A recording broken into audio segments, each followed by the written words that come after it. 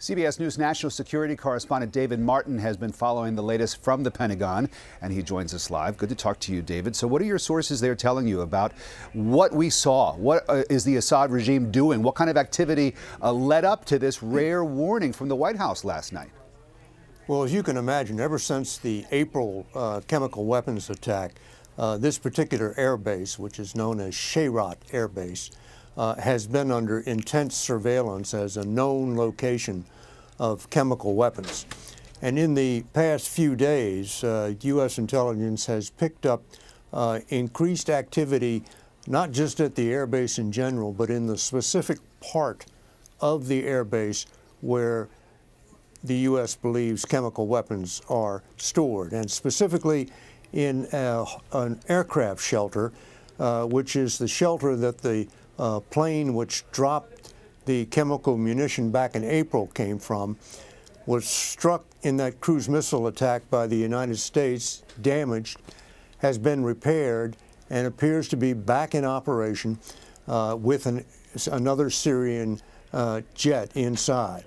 And at the same time, the U.S. is picking up an increase in communications by the Syrian military unit, which is responsible for chemical weapons.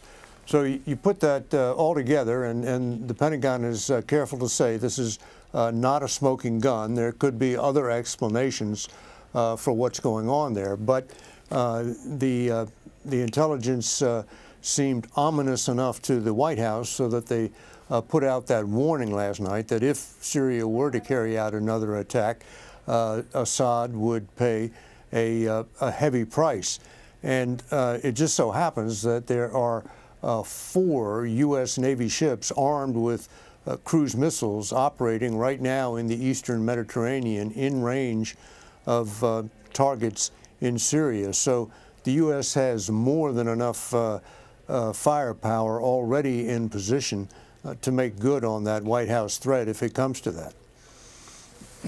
I read in your notes that this could be as simple as an inspection that was being carried out that was picked up, and that's what we're looking at rather than preparations for another attack. But there's so much at play here, David, and I'm just wondering if you could sort of put it all together for us and give us the context when we talk about Russia and Russia's involvement in what's going on with Syria, its efforts to help the Assad regime, and how this warning last night could play out in U.S.-Russia relations. Well, U.S. officials have believed since last April that Russia, which had military personnel located at that Syrian airbase, knew in advance about that the Syrian plans for that April strike, and at the very least did nothing to stop the Syrians from dropping that chemical weapon, if not, in fact, somehow supporting the Syrians with intelligence to carry out the attack. So the connection between chemical attacks and Russia as the principal sponsor and supporter of Syria has been there since April. And today, Nikki Haley, President Trump's ambassador to the United Nations, made that connection very specifically. She said that this warning was directed first and foremost at Syria's dictator, Bashar al-Assad, but also, she said, it was intended to put both Russia and Iran, Syria's other main supporter, on notice that if another chemical weapons attack is carried out, they will be held and viewed as responsible too, simply because they are the regime's chief enablers. So that is an ominous situation. Russia has already called the White House threat unacceptable.